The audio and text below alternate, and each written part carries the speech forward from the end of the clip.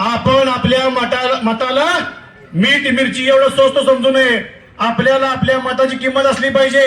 त्यामुळे बाबासाहेबांनी सांगितल्याप्रमाणे आपण बघितलं, एक एक मत इतकं महत्वाचं आहे. एक एक मतानं काय काय झालेलं आहे त्या गोष्टीची आपल्या सगळ्यांना अनुभव आहे. आणि या प्रचिती आपल्याला डॉक्टर बाबासाहेब आंबेडकर साहेब यांनी या ठिकाणी दिलेला आहे. त्यामुळे आपलं काम आहे एक जागरूक नागरिक, एक जागरूक मतदार म्हणून आपण सगळ्यांनी लोकांच्यात उतरून आपले मतदान 100% या भागातनं करायचं आहे. आणि आज या ठिकाणी तिन्ही उमेदवार अख्तरबाई आंबेडकरी असतील, सुप्रियाताई खराडे असतील व योगिताताई जगताप असतील, यांना आपण छत्रीच्या समोरचं बटन दाबून ताकदीने निवडून द्यायचंय. आणि ही ताकद, ही काम हे आपण केल्यानंतर, यांना आशीर्वाद दिल्यानंतर हे तिन्ही लोक तुमच्या समक्ष, तुमच्या साक्षीनं आपल्या परवानगीनं वहिनी सांगतो की तुम्ही या भागाचा चौफेर विकास केल्याशिवाय राहणार नाही, अशी मी या सगळ्यांना आश्वासित करतो. नमस्कार. प्रथमतः मी तुमची माफी मागते, मला यायला वेळ झाला म्हणून. मी सुप्रिया तुषार खराडे, प्रभाग क्रमांक 15 उमेदवार. या ठिकाणी मंचावर उपस्थित दीपक काकडे सर, धर्मा बसरगी, अमोल बनसोडे, त्यानंतर विराज खांडेकर, संतोष कोळी आणि इतर सर्व सहकारी मित्र, बंधू भगिनींनो, आपण या ठिकाणी गेल्या पंचवार्षिक पासून भरपूर अशी विकास कामं केलेली आहेत आणि ती आपल्याला दिसतही आहेत.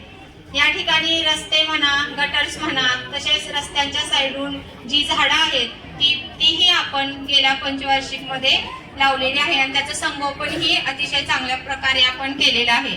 त्याच प्रकारे जे पोल्स होते लाईट्सचे, ते रस्त्याच्या मधोमध होते, तेही आपण बाजूला घेऊन स्ट्रीट लाईट ह्या व्यवस्थित केलेल्या आहेत.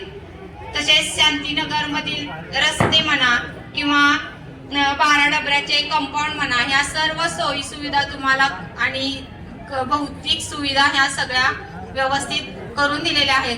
आणि ज्या उर्वरित राहिलेल्या आहेत त्या करण्याची संधी तुम्ही मला मतदार बंधूंनी द्यावी अशी मी तुम्हाला विनंती करते. आणि आपल्या छत्री आणि नारळ या 2 चिन्हांना भरघोस मतांनी विजयी करा असं मी तुम्हाला सांगते. धन्यवाद. निवडणूक 2025-2030 च्या निमित्ताने आज इथे जमलेले आपले उमेदवार सौ सुप्रियाताई खराडे, योगिता जगताप आणि अख्तरबाई आंबेडकरी. तुम्हाला सर्वांना माहितीच आहे की 2 तारखेला निवडणूक होत आहे, मतदान होत आहे.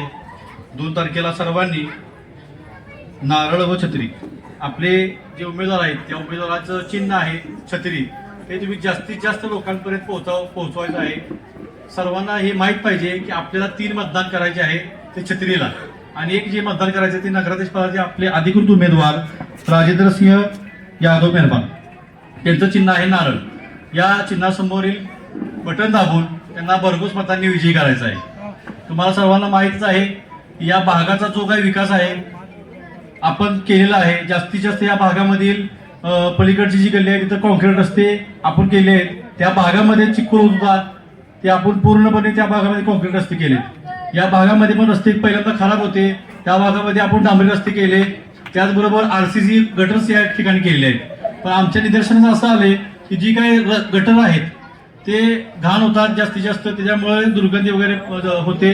पण येणाऱ्या भविष्य काळामध्ये इलेक्शन झाल्यानंतर आम्ही हे सर्व गटर बंद करून या ठिकाणी आम्ही पाईपलाईन मंजूर करणार आहे. त्यामुळं हे रस्ते मोठे होणार आहेत आणि दुर्गंधी दूर होणार आहे. त्याचबरोबर आपल्या शेजारी 12 डबरे झोपडपट्टी 12 डबरे आहे इकडे या साईडला. तुम्हाला मी आश्वासित करतो की हे जे काही 12 डबरे इथं कचरा आहे तो कचरा पूर्ण मुक्त करून या ठिकाणी आम्ही पूर्ण ग्राउंड तयार करणार आहे. आम्ही बघितलेलं आहे की या भागातील लोकांना फार त्रास होतो. ज्या वेळेला इथं काहीतरी पेटतं त्यावेळेला फार त्रास होतो. आम्ही तुम्हाला एवढंच सांगतो की या ठिकाणी येणाऱ्या 5 वर्षात आमचं एकच टार्गेट आहे की रस्ते झालेले आहेत, गटर पण होतील, या भागामध्ये CCTV कॅमेरे पण आम्ही बसवलेले आहेत, काही दुरुस्तीची कामं आहेत ती पण आम्ही करून घेऊ. पण सर्वात मोठा एक प्रश्न आहे की तो कचऱ्याच्या ढिगाचा. या भागातल्या लोकांना सर्वात जास्त त्रास होतो त्या कचऱ्याच्या ढिगाचा. आम्ही तुम्हाला एवढंच सांगतो की येणाऱ्या इलेक्शन नंतर एकच फक्त टार्गेट असणार आहे, हा कचरा इथनं हलवून पूर्णपणे इथं कसं ग्राउंड करता येईल व चांगली चांगली झाडं कशी करता येतील. तुम्हाला माहित आहे इथून थोड्या अंतरावर पाण्याची टाकी आहे, तिथं पण अशीच परिस्थिती होती. त्या भागामध्ये कचऱ्याचा डेपो आणि सगळं भांगार आणि गांडुकत प्रकल्प होतं. पण त्या ठिकाणी सगळी घाण असल्यामुळं आम्ही एक विचार केला की इथं काहीतरी आपल्याला केलं पाहिजे.